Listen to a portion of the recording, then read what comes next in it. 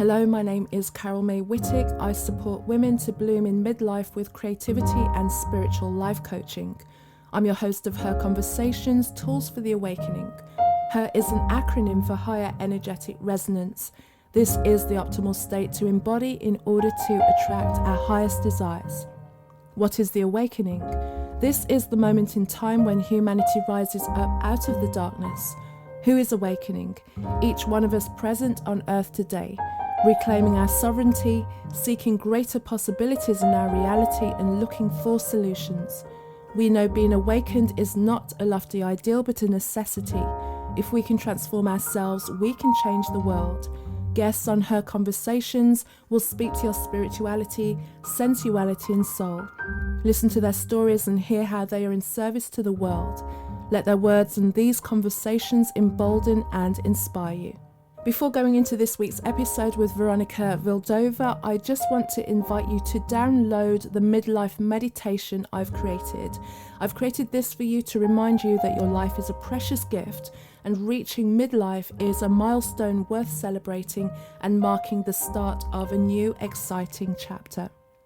Also, if you haven't already, I am also inviting you to come on over and listen to Her Inspirations, which is the sister podcast to this title.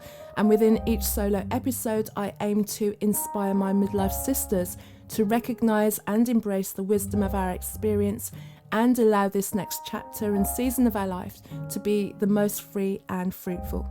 Midlife is your time to bloom. Links to everything are in the show notes. My guest this week is Veronika Wildová, formerly a singer-songwriter and project manager for a software company. She now empowers individuals in workshops and light language courses, helping them to unlock their innate intuition and recognise the unique gifts they bring to our world. During our conversation, Veronika talks about discovering her gifts during the lockdown crisis, her first steps into soulful entrepreneurship, and what discovering the truth of our souls can do for the future of humanity. So as always, I begin by asking my guest. Her is an acronym for Higher Energetic Resonance. When do you feel that higher energetic resonance? For me, higher energetic resonance is about following your inner voice, about following your calling and what you believe in. For me, it's definitely about soul connection to the part of you which feels divine, and to being led in the direction which feels most fulfilling and joyful and happy for you. Thank you, Veronika. And please introduce yourself to the audience. Let them know a little bit about your background and your story and how you got to where you are today. Thank you. Well, so I'm Veronika. I am from Czech Republic. I am soul reader and a light language activator and light language singer. And what I am doing is that I help people connect with their soul and see the unique gifts they bring to this world. And I definitely wasn't that a few years ago. I started spiritual journey I think like 19 years ago when I was in my teenage years, and I suffered anxiety and depression. And I was using many healing modalities, various techniques to help myself out of it. And I never thought I would actually need it in my life for other people. But I just studied economy. I went into IT job, and I thought I would be either a manager in IT world or I would be a rock star because I was a pop musician back then.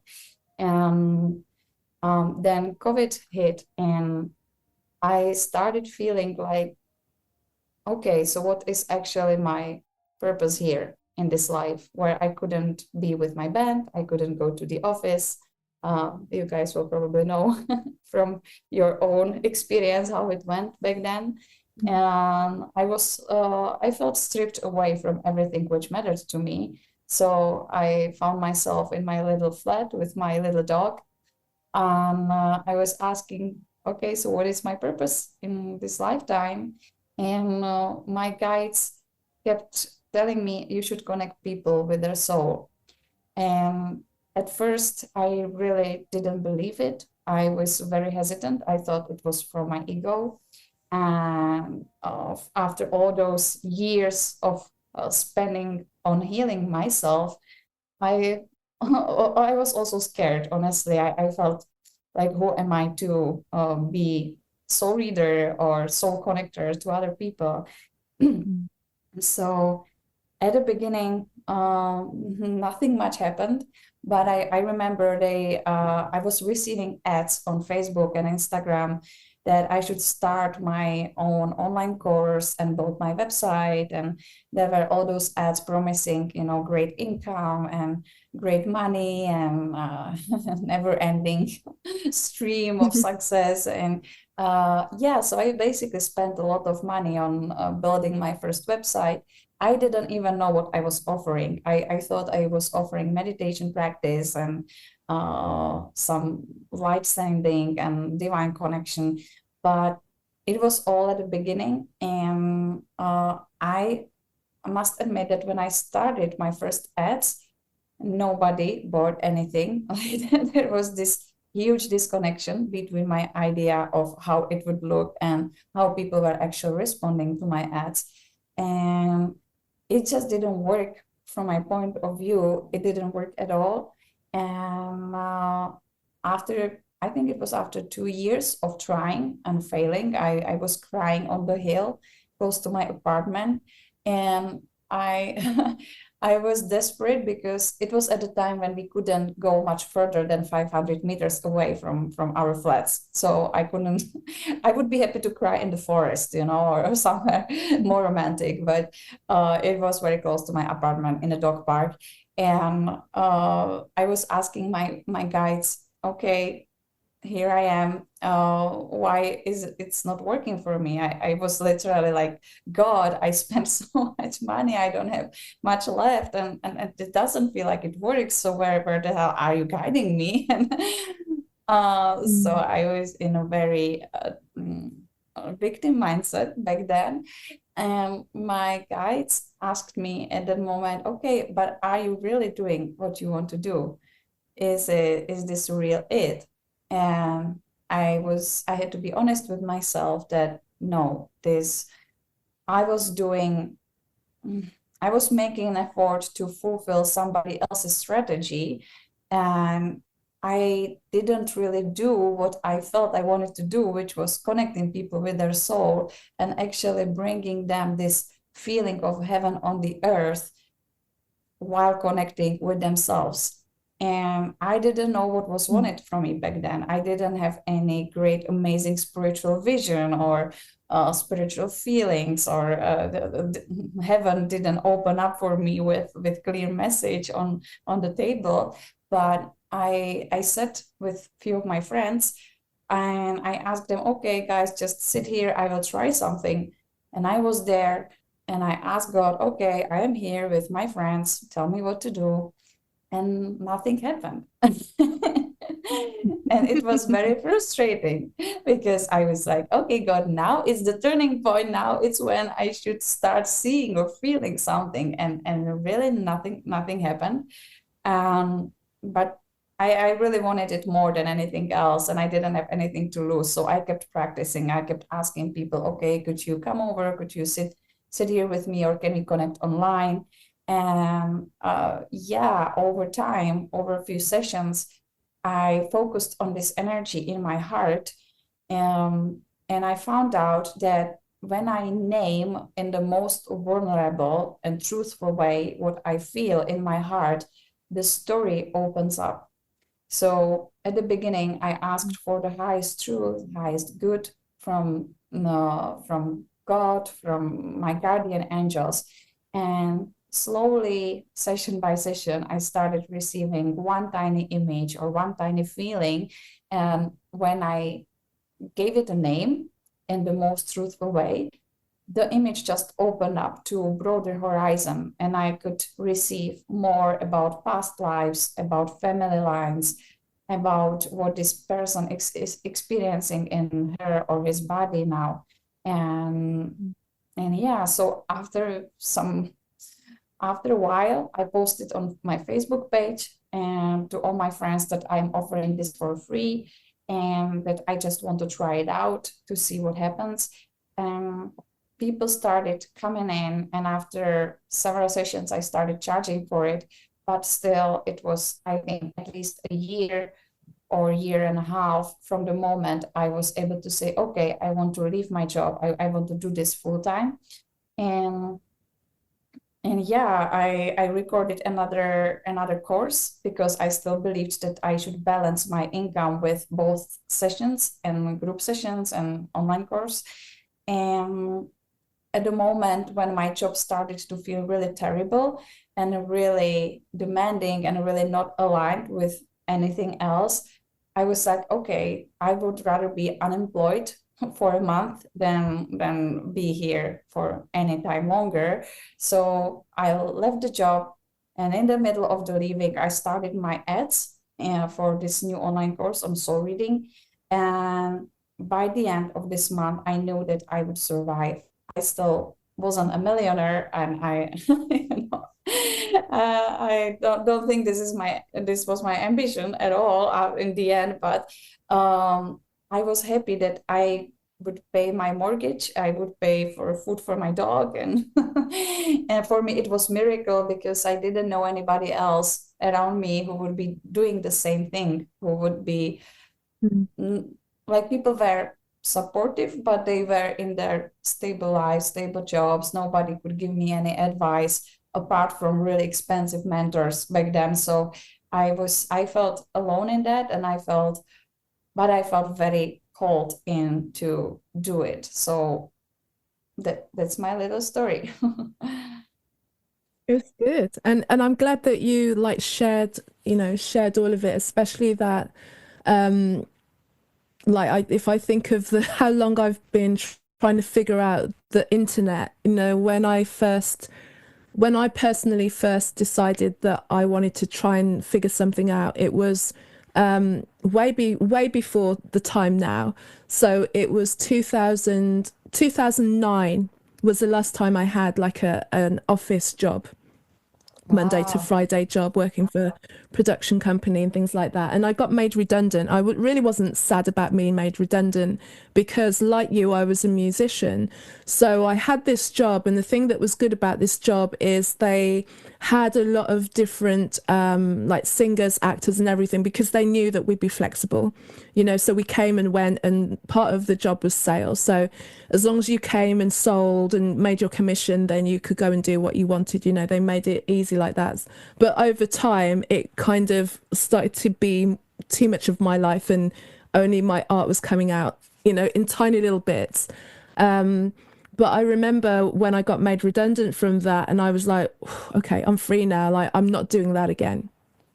Because over time it got really tight. There was a real stranglehold on me, and it became predictable. I'd wake up in the morning and I knew what everyone was going to say. I'm like, so-and-so's going to say this, we'll respond that way, it'll be this kind of thing. The closer I got to work, the darker everything got. Walking through the door, it was just things that I couldn't explain to anyone who was like, yeah, but it's work. That's what work is. We're not supposed to enjoy work. But coming away from that, and then this was at the like I said, it's 2009. Just seeing the odd person in a coffee shop on their laptop. So the idea of a laptop lifestyle was like unheard of. Like, no one really knew about this thing.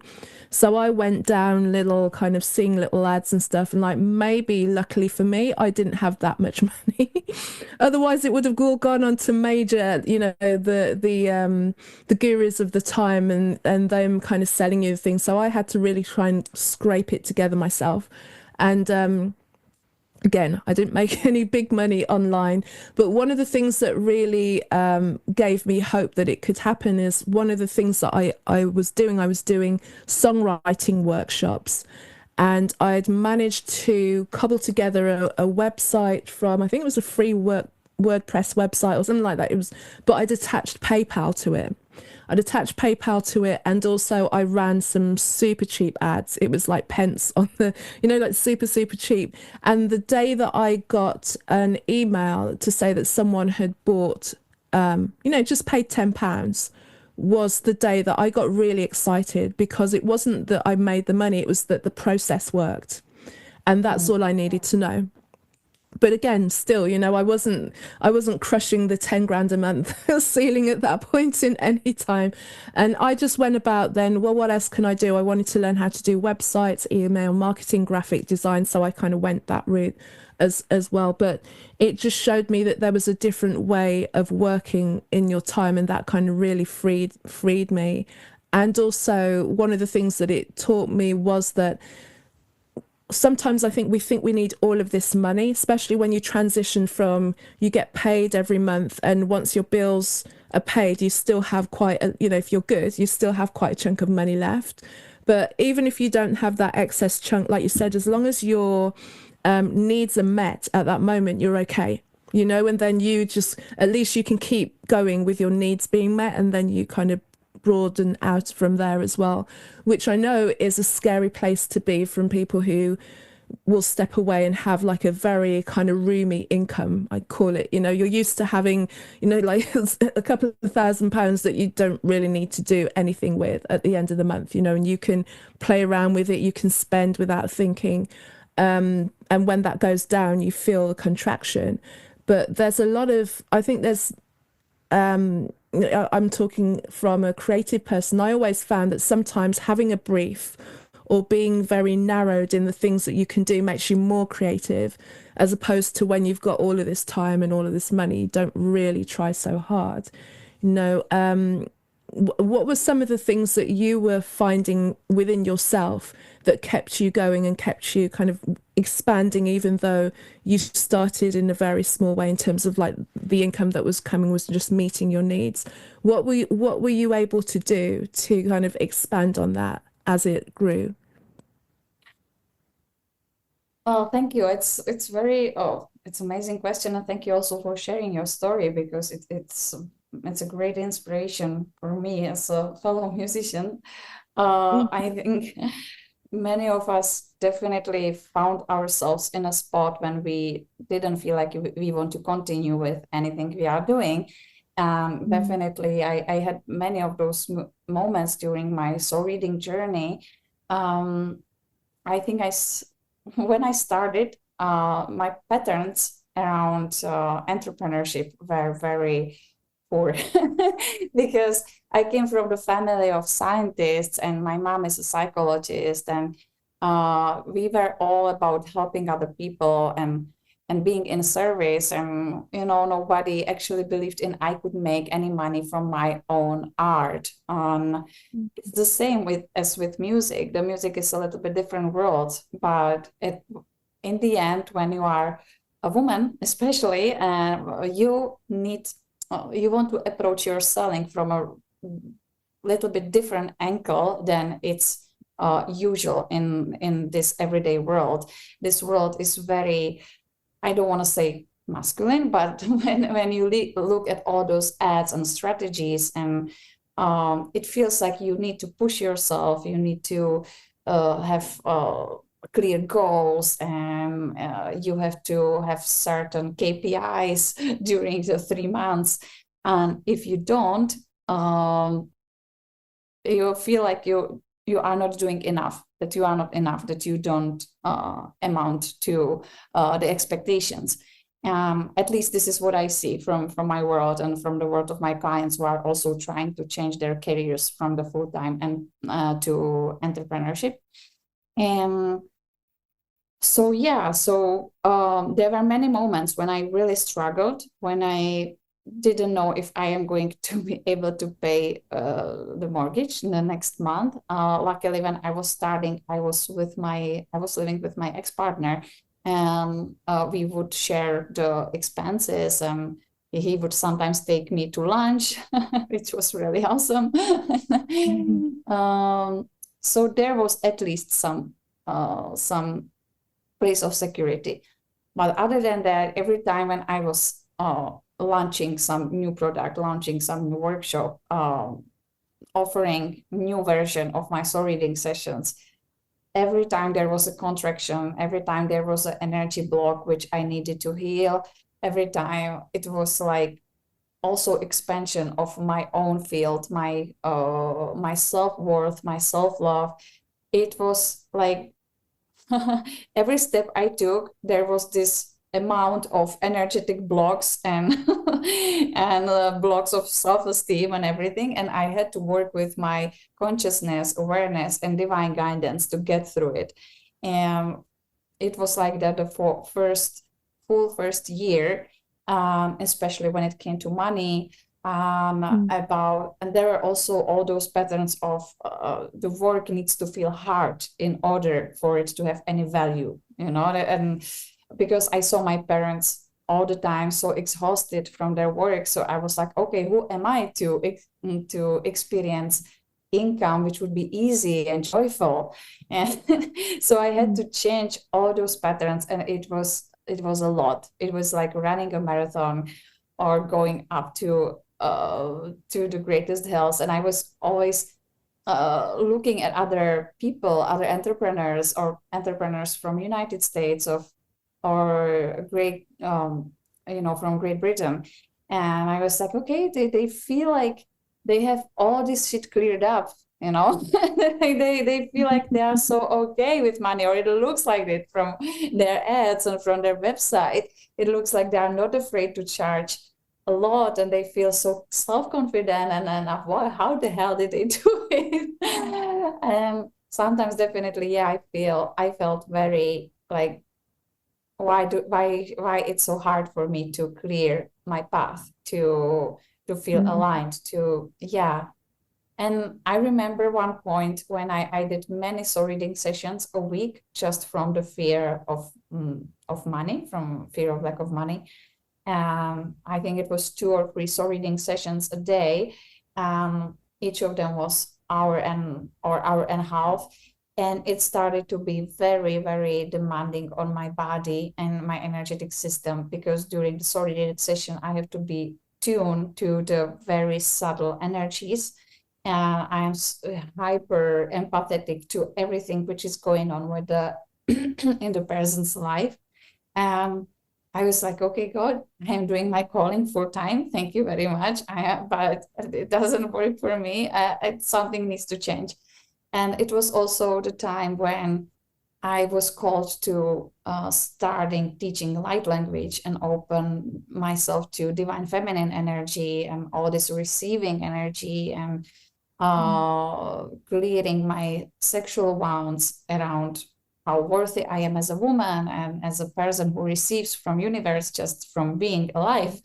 And yeah, after that, I started doing more group courses around that. And I remember the moment when I was like, okay, God, my greatest joy would be teaching people about ancient civilizations, talking in light language, talking about sacred sexuality. But who will be listening to this? It was like I was definitely, I knew my path. I knew that, okay, this would be my most greatest joyful path, but I doubt that people would be willing to pay for it. But it was most amazingly, it was exactly the spot.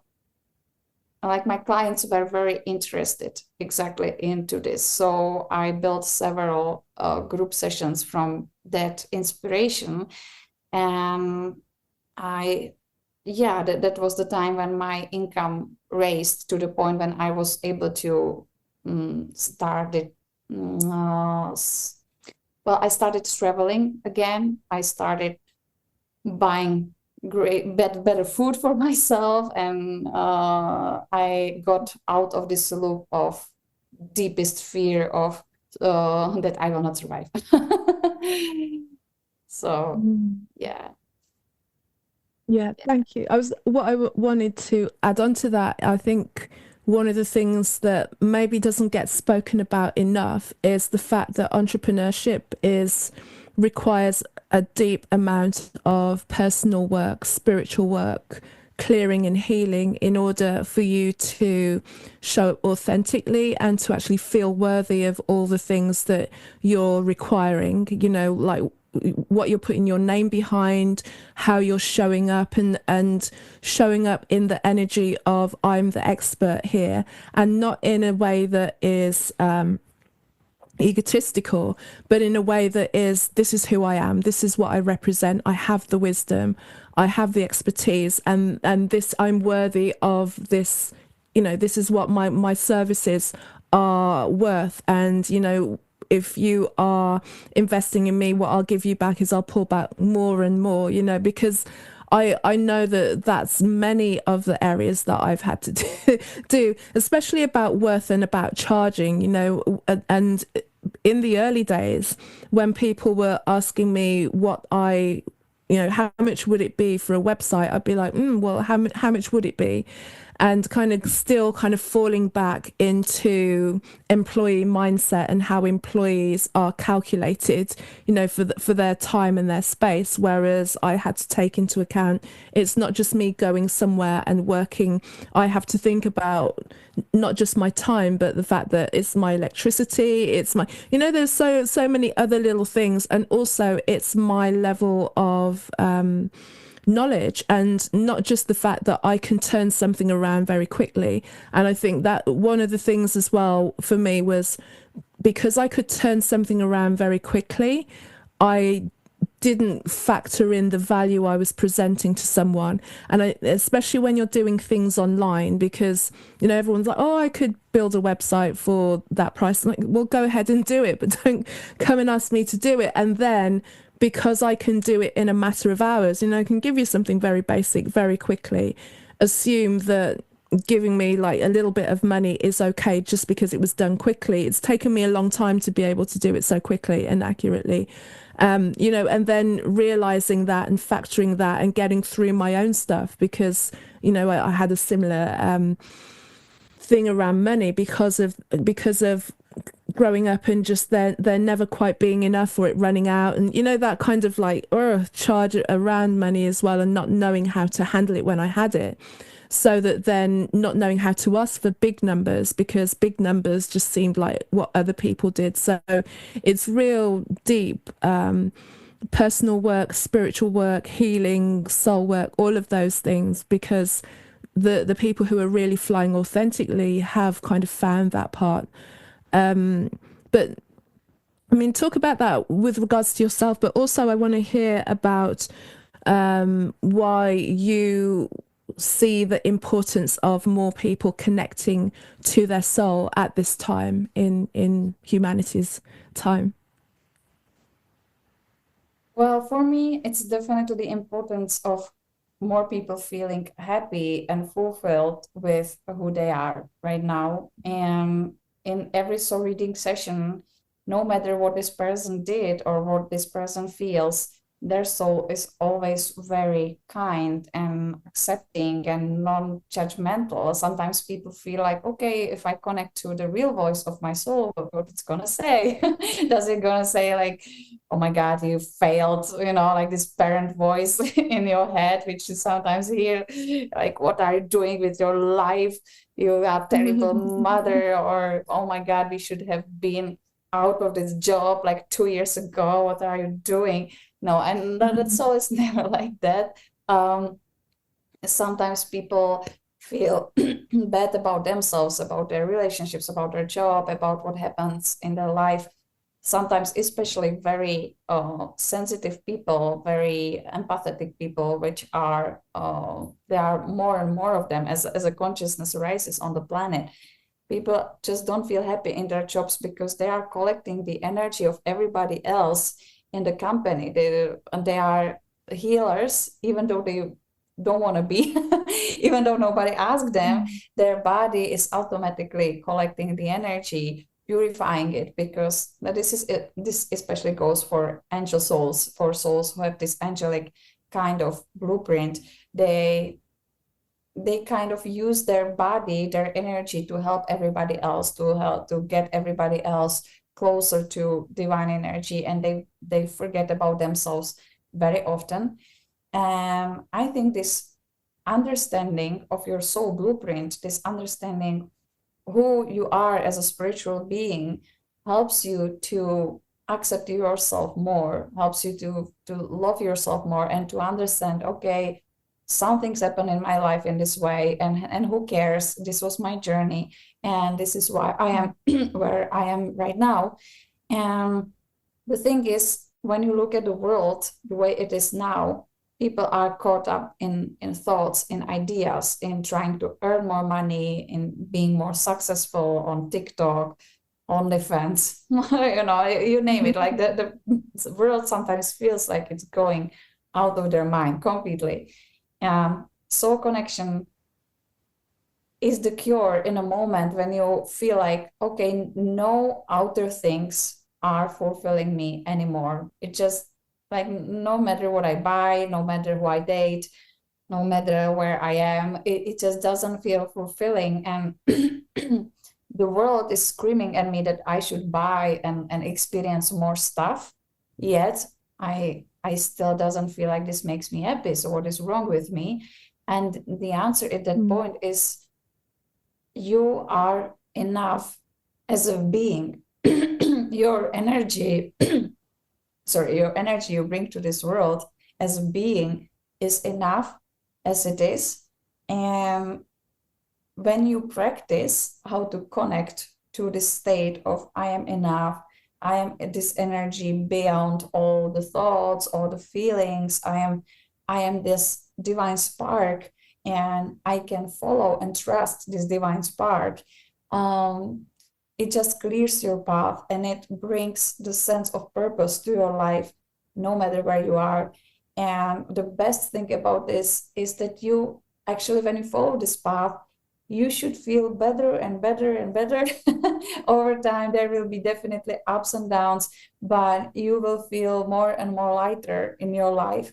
And you will feel better about your art, about your products, about everything, because you are constantly like aligning with this divine self. And you are asking your soul, okay, how do you see my products? How do you see my myself today? And it's always very loving and very kind. So it's a very great journey of loving yourself, but also fulfilling yourself in a way that you feel enough. Love that. Love that. What is the age of your core client? So I've got written down here women in midlife. So was it that you were speaking to women in midlife mainly, and how are you communicating your message to them and how it's relevant to them? That's kind of my core client as well. So I put it here down for a reason. So I want to remind me why I wrote it down.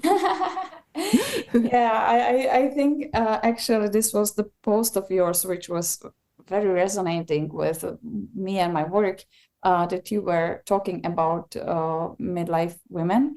And they were not my original focus at all. I was open to basically everybody, and I didn't really had an audience, if I might say. But before every session, I have to ask the person's year of birth in order to unlock their Akashic records. This is just my way of doing this. So I was very amazed that the majority of my clients were born in 70s, and some of them earlier, some of them after that. But for some reason, majority of them definitely like 77, 76, or at the beginning of the 70s. I was asking like my guides and myself, like, why is that? Because I am connecting with them based on their soul, not what they are going through in their actual life, because the topics is usually similar. The topic is usually, okay, I want to leave my job because it isn't fulfilling anymore. I want to leave my marriage, or I want to date this new person. They are looking for answers which would be more aligned with themselves, with their wisdom, with their intuition. And they start to tap into their spiritual confidence, if I might say. And I think it's also important age when very often you don't feel burdened with commitment that much anymore, because they usually grew up in an environment where the commitment was all like commitment to the work, commitment to the children. You were there for everybody else, not for yourself. And they are now in the age when their wisdom and their body and their being is like, no, like my life is fucking more important for me than being here for everybody else. And they are finally realizing that, and they are looking for somebody who would confirm their inner truth. And it happens on almost every session, that when this, no matter what we will find as the answer in the person's soul, they always say, yeah, actually, this is what I feel for a long time, but I didn't name it this way, or I didn't know how to approach it. They already know, they already feel the truth, the alignment in themselves. They just need somebody to or something to help them see that, feel that, express their truth. So yeah, so that was, and I always joke that if our souls made agreement before we were all coming to this earth, it was a very big party, and it had to take some time around the 60s or 50s, because right, I was born in 1990, and I feel very aligned with those people, with people who were born in 70s. So I guess that our souls have some big, great, amazing agreement that, yeah, we will find each other on the earth, we will have a party over there, and we will say hello in a divine truth we both feel. And so yeah. Great, that's interesting. Yeah, I'm a 72, so that was my birth year. And one thing I know about my generation is that we were probably the last generation to have a full childhood without technology as it stands, because we had technology of sorts. So we remember very, very different things, and it's just a kind of interesting to have been able to transition with it. And I think that's probably why my generation X kind of see the transition, but have kind of kept abreast of it, whereas the boomers, the generation before, just saw it as a young people's thing and didn't really kind of take on the technology, very mistrustful of it, or didn't want to didn't want to learn the, and like these newfangled phones, even though some of them actually now kind of, opening up to the world that they live in and embracing the technology. I think it was my generation definitely saw kind of the incremental movement of it and were users of it more so than the generations now that were born and the internet was there already and everyone had smartphones, which is, completely wild idea to me. So it's interesting how that stands, and we're always nostalgic about our own, it was better in my day, and yeah, we did this. We always say that kind of thing as well. But yeah, thank you about that. Did you want to add? Sorry. Yeah, it's very interesting because I thought you were something like 30, like, well, for your audience, it's you look amazing. You look very, but I would never guess. So yeah, no, there's some, I don't know if you can see, there's some gray there. Yeah, there's a little bit of gray there. Yeah, it's something that people say a lot. Oh, you don't look your age, and it's interesting for me. It's like being 52, I'm like, okay, when I was younger, like the idea of being 52 was like, oh, poor Carol when she gets to, it's almost like a sense of pity that, like, if you've not sorted it out by then, it's too late for you, especially trying to get into the music business. You feel like you've got, like, time is running out, and if you don't do it by a certain time, then it's a shame. But some of my favorite singers are still going, in their 60s and 70s, and as long as they've kept their voice, kept on top of their voices, look after their health and everything, and also lived right, because that's one thing I will say about getting to midlife is all of your stuff shows. So all of the bad choices that you make, nutritionally, all of the ways that you're not looking after yourself emotionally, spiritually, will show. And you can try and kind of smooth it away and cut it away and whatever to make it go away, but the core of it remains. And the real work to be done is to really clean that stuff out. And I think that's what I see when people are going through that midlife crisis, is all that stuff's kind of come to a point to be addressed. And if you don't address it, then that's when this transition into midlife and into that new age that you're in is just going to be really hard, because one, you're like, oh, I'm getting older, I don't want to get older, I'm leaving my youth behind, and you're having this fight with the inevitable. You're going to go forward. If you're waking up every day and you're older, you're lucky you're alive. So what are you going to do with that? And then also get some perspective on it as well, because 40, 50 doesn't have to be the end.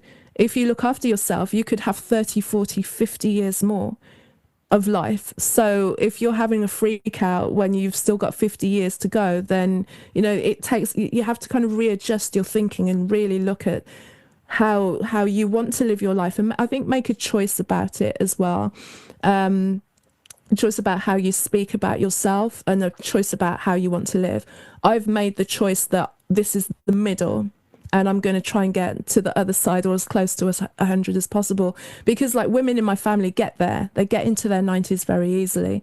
So for me, I know genetics are not just everything, but genetically anyway, if I was just going to go on pure genetics, I would get there without trying, without help. But if I want to get there with vitality and youth, and when I say youth, not by being young, because I don't want to be 20 years dumber than I am now.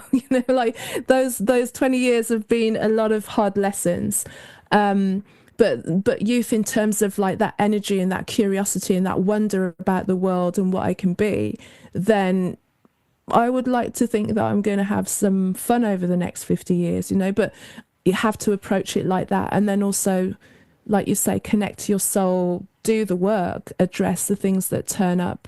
And once you move through it, it kind of elevates you out of it. The work is not always easy, and that's what I would say that has assisted me in being in the space that I am now.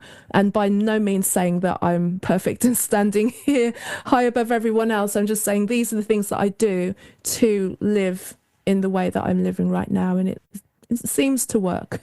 It seems to work for me as well. But I wanted to ask you as well, before we end, just a little bit more about yourself as a musician, and also because you said you did light language singing as well, which is fascinating that you've kind of combined those two things. So tell me about that side of yourself, because as a fellow musician and singer, I'm always curious about other artists. Before soul reading started, I was just pop music songwriter. I would be touring with my band around Czech Republic and doing shows, and I was writing about hard things which women are experiencing, but in a fun tone. I was trying to take a funny perspective. And so our most famous song was called "Girl, You Should Get Married." And the lyrics were around, before you turn 30, you should have your husband, you should have your kids. Otherwise, you are too old, because this is what our grandmothers say. So this was my music before. And I for some time, I thought that my music career was over, that I started soul reading and all my creativity went into starting my business and to maintaining and so on. But after that, I was like, when light language came through, it's this amazing, powerful, healing thing when you speak the voice of your soul, when you speak from a higher self to the soul of the other person, or to the tree, or to your dog. And it's for those who don't know what light language is, I would say it's energy of pure love expressed in sounds, movements, or codes. And so you can find light codes, you can find people who will do weird things with their hands, And you can find people who will speak various dialects of it. Some of them will sound shamanic, some of them will sound just crazy, some of them will sound like angelic voices from different realm. And if it's in alignment with your soul, what you will feel is this pull of this call from home. It feels like something very, very close, yet very far away. Sometimes it feels like you are calling to your with your aunt from different continent. Like she's talking in quite strange language. You know her, you love her, but you not do not understand her for real. So it's this language which really opens people to their to the voice of their soul. It really helps them feel at home and helps them feel connected to their calling, to what they came here to do, and so on. And in my soul reading sessions, this connection to the soul takes 10 minutes, 20 minutes, 30 minutes, depends on each person. But with light language, it's just like it's very fast. The speed of connection to your home, to your heart, it's very fast. And for some people it might be way too fast. But as I was continuing with building my community and so on, I now feel very comfortable with sharing my light language with my clients, with my Facebook group and so on. And so, for example, last year, when I was traveling through Philippines and Bali, I recorded a song of Lemuria, which is about connection to the divine feminine part of your soul. And the intention behind all the words, which you will not understand, it's not made for mind, it's made for the heart and for your soul. The intention is to help people connect deeply with their heart, with their sensual energy, with their creativity. All the song was created in language of light.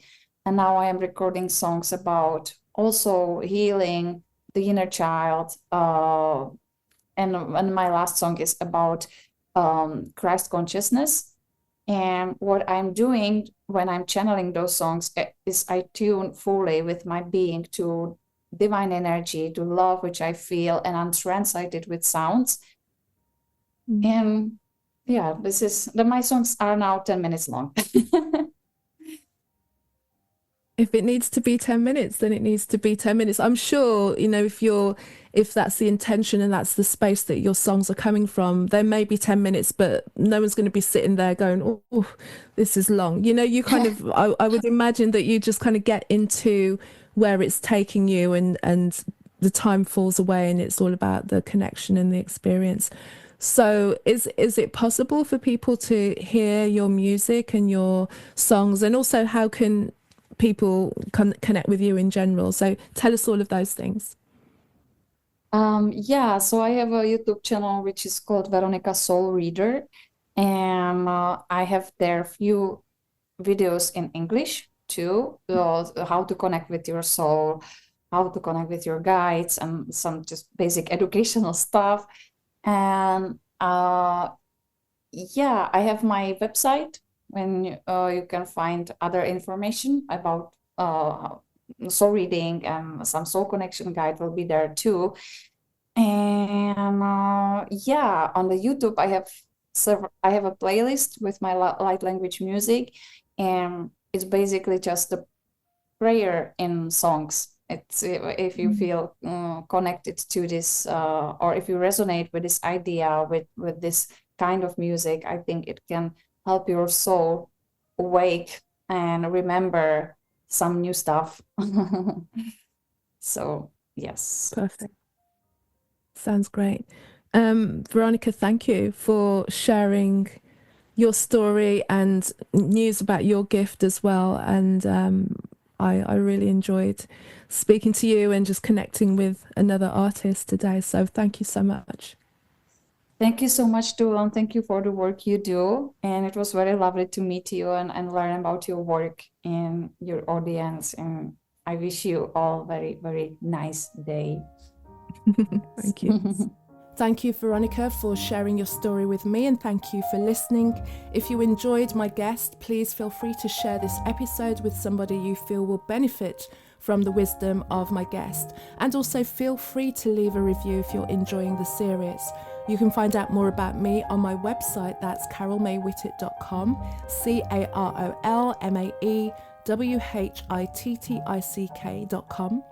You can connect with me on LinkedIn and Facebook under Carol May Whittick, and also on Instagram, Casmic, Cazmick.